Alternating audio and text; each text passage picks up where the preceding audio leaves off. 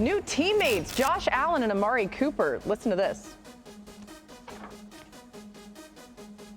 Multiple 1,000-yard receiver. He's a multiple Pro Bowl guy.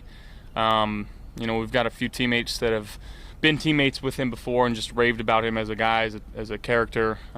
So excited to have him in our locker room, and he'll fit in quite nicely here. But as far as the way he plays, I mean, it's phenomenal. Every time I turn on the television and watch him play, he plays with a lot of grit, a lot of hustle.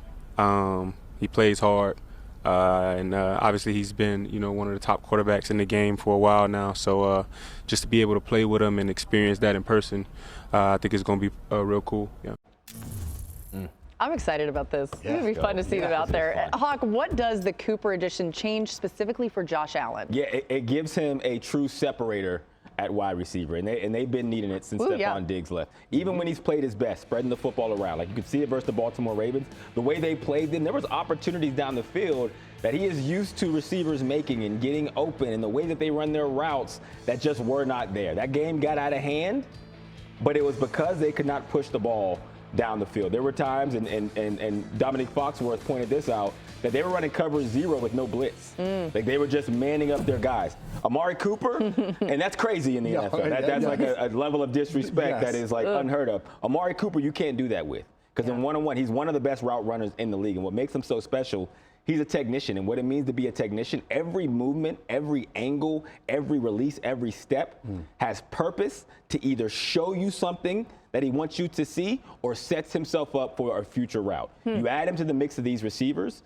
it right sizes where everybody's role in this offense is. And it allows Josh Allen to have someone he can depend on third down and in the red zone to say, hey, can my guy beat your guy? Amari Cooper can do that. Wow. I love that. To your point, in the critical situations, he now has a guy to win those one-on-one matchups. And they're playing against the Tennessee Titans, and Shefty said, don't know if he's going to be out there. But this will be him against L'Jarius Sneed if he is out there. And this is just one-on-one. My guy is beating your guy. You mentioned red zone. Well, there's a red zone target for you right there. This next one comes after a turnover. They fumble a kickoff, the Giants do, and the Browns get it. First play, they go up top, and that's Amari Cooper in the corner end zone. Late hands making a play. So when you talk about a quarterback like Josh Allen, having a receiver that you can rely on in the critical moments and situations within the game and know that he's going to get open and win. And now on top of that, I know anybody that's watched the Browns this year, Deshaun Watson has struggled. But even when he has hit Amari Cooper, Cooper's dropped the ball a ton this year. I think it's like 6 drops he has on the season. But it still is an upgrade at the wide receiver position for the Bills. Before we get into the game, question.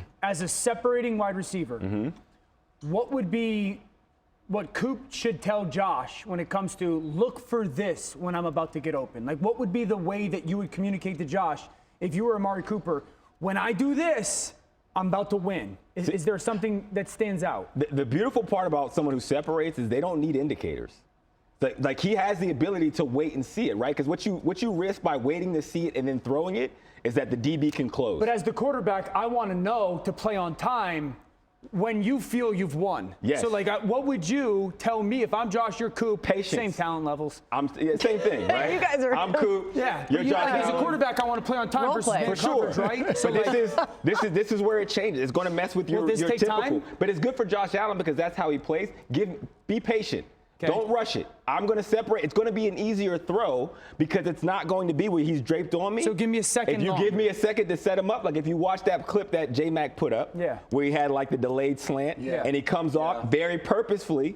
But at the beginning, it looks like a low. So that's the one big thing, patience. It's patience. I'm waiting for this guy to put his guard down before I cut. That means it could be on step 1. It could be on step 4. You just have to wait on it. And as soon as you see it, fire I think that's something to pay attention to in this game. It's like how quickly that comes together. Tennessee's got a really good defense. If you're Buffalo, you're not running the football inside. Simmons and Sweat are unbelievably difficult to kind of have some success against. So, for me, Hawk, J-Mac, Ruddy, this game for me is about Buffalo on the perimeter offensively. This is a tremendous secondary. They put the cap on everything. They don't give you a ton of big plays. They make everything challenging. And the most fascinating, what's the worst game for Josh this year in this Buffalo offense, performance-wise? That was Baltimore? Baltimore. Yep.